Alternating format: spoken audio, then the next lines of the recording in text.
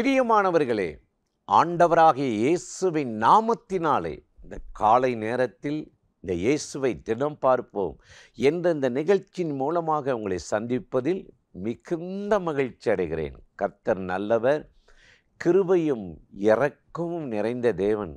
இந்த நாளில் உங்களை ஆச்சரியமாக அதிசயமாய் நடத்தி ஆசீர்வதிப்பார்.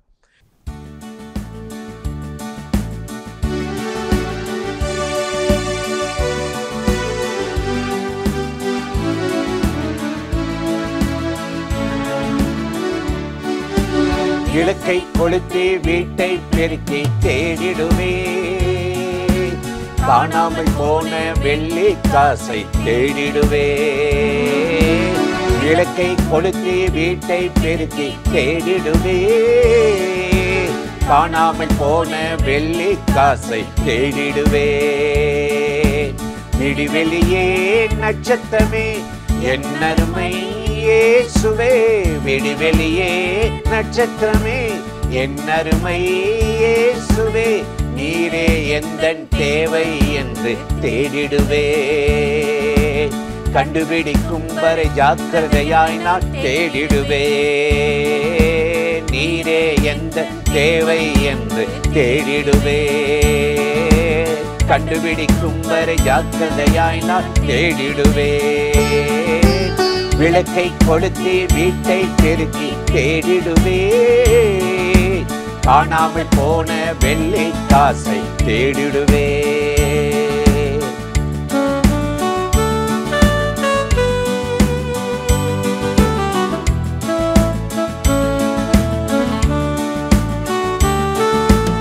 அன்பே எந்தன் வாழ்வில் இல்லை, அது இல்லை என்றால் பரலோகம் இல்லை. அன்பே எந்தன் வாழ்வில் இல்லை, அது இல்லை என்றால் பரலோகம் இல்லை. அன்பே எந்தன் இயேசுவே, பரிசுத்த ஆவியானவரே, எங்கள் வேண்டும் கெஞ்சுகிறே. அன்பே எந்தன் இயேசுவே, பரிசுத்த ஆவியானவரே, நீரே என்னை நிரப்பிட வேண்டும் கெஞ்சுகிறே. விடிவெளியே நட்சத்திரமே என் அருமை இயேசுவே, விடிவெளியே நட்சத்திரமே என் அருமை இயேசுவே, நீரே எந்தன் தேவை என்று தேடிடுவே. கண்டுபிடிக்கும் ஜாக்கிரதையாய் நான் தேடிடுவே.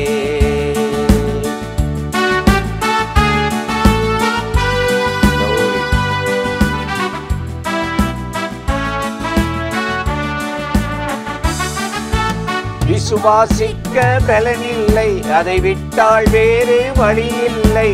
விசுவாசிக்க பலனில்லை, அதை விட்டால் வேறு வழி இல்லை. விசுவாசத்தை துவக்குகிறவர், விசுவாசத்தை முடிக்கிறவர், விசுவாசத்தை வர்த்திக்க வேண்டும் கெஞ்சுகிறே. விசுவாசத்தை துவக்குகிறவர், விசுவாசத்தை முடிக்கிறவர், விசுவாசத்தை வர்த்திக்க வேண்டும் கெஞ்சுகிறே. விடிவெளியே நட்சத்திரமே என் அருமை இயேசுவே, விடிவெளியே நட்சத்திரமே என் அருமை இயேசுவே, நீரே எந்த தேவை என்று தேடிடுவே. கண்டுபிடிக்கும் வரை ஜாக்கிரதையாய் நான் தேடிடுவே.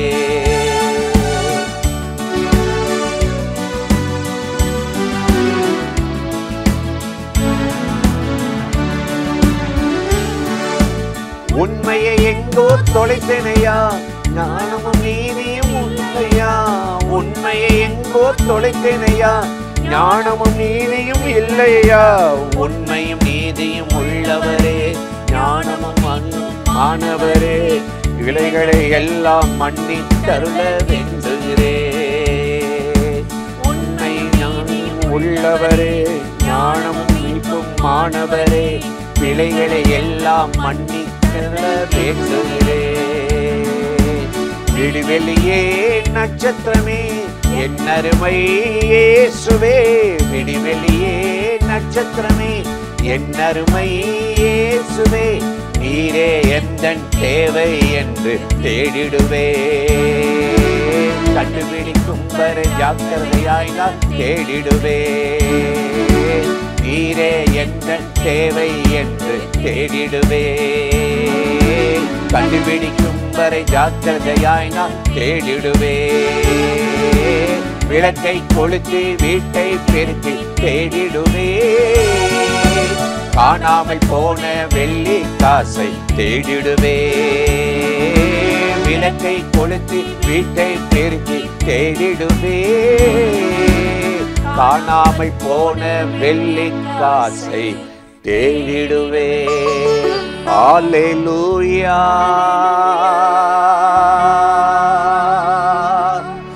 அல்லேலூயா,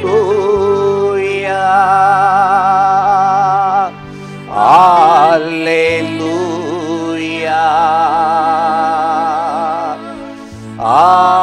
அல்லேலூயா. நன்றி ஆவியானவரே, எனக்காக வந்தவரே, எங்களை வாழ வைக்க வந்த தெய்வமே, எங்களை நலமாக்க வந்தவரே, உமக்கே ஆராதனை. ஐயா வாழ்க, வாழ்க, உம் நாமம் வாழ்க. இயேசு வாழ்க, வாழ்க, உம் நாமம் வாழ்க. வாழ்க, வாழ்க, உம் நாமம் வாழ்க. ஐயா வாழ்க, வாழ்க, இயேசு நாமம் வாழ்க. Thank you Lord. மகிமை நிறைந்தவரே, மாட்சிமை உடையவரே, மகிமை உமக்குத்தான்,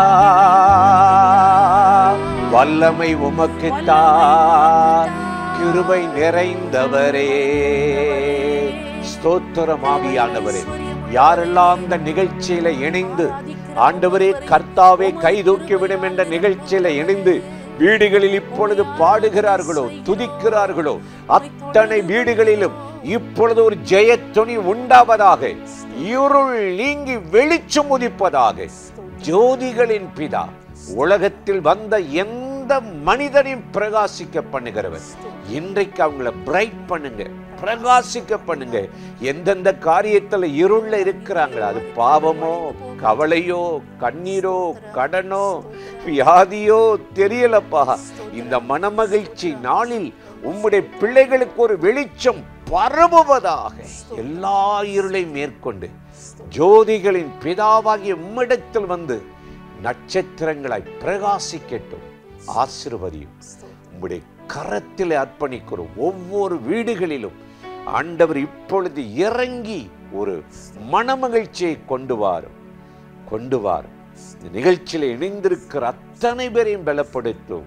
இயேசுவின் நாமத்தில் இந்த துதி ஸ்தோத்திரங்களை ஏறெடுக்கிறோம் எங்கள் உயிருள்ள நல்ல பிதாவே. ஆமீன், ஆமீன். பிரியமானவர்களே, ஆண்டவராகிய இயேசு கிறிஸ்துவின் நாமத்தில் இந்த காலை நேரத்தில் உங்களை நான் வாழ்த்துகிறேன். லூக்கா 1ஆம் அதிகாரம் 46, 47 வசனங்களில் நாம் வாசிக்கிறோம். மரியாள், என் ஆத்துமா கர்த்தரை மகிமைப்படுத்துகிறது, என் ஆவி என் இரட்சகராகிய தேவனில் களி கூறுகிறது என்று சொல்லி கர்த்தரை புகழ்ந்து மகிமைப்படுத்தி பாடுகிற பாடலை, அந்த வரிகளை நாம் வாசிக்கிறோம். எந்த சூழ்நிலையில் கர்த்தரை மகிமைப்படுத்துகிறது என்று சொல்கிறார்கள் என்றால், இயேசுவின் தாய் மரியாள் எலிசபெத் வீட்டுக்கு போய் அவளை வாழ்த்தின உடனே எலிசபெத்தும் மரியாளை வாழ்த்துகிறார். எப்படி வாழ்த்துகிறார் என்றால், என் ஆண்டவருடைய தாயார் என்னிடத்தில் வந்தது எதினால் எனக்கு கிடைத்தது, ஆண்டவரால் சொல்லப்பட்டவைகள் நிறைவேறும் என்று விசுவாசித்தவளே பாக்கியவதி என்று சொல்லி எலிசபெத் வாழ்த்தின போது, சத்தமிட்டு சொன்ன போது, பரிசுத்த ஆவியானவர் திரும்பவுமாக தன்மேல் இறங்கி வந்து தன்னில் ஆண்டவர் எனக்குள் மெசியா பிறக்கப் போகிறார் என்பதை மறுபடியும் உறுதிப்படுத்தப்பட்டபடினால் இந்த மரியாளுடைய இருதயம் களி கூறுகிறது. என் ஆத்துமா கர்த்தரை மகிமைப்படுத்துகிறது. என்னை தெரிந்து கொண்ட என் ஆண்டவரை நான் மகிமைப்படுத்துகிறேன்.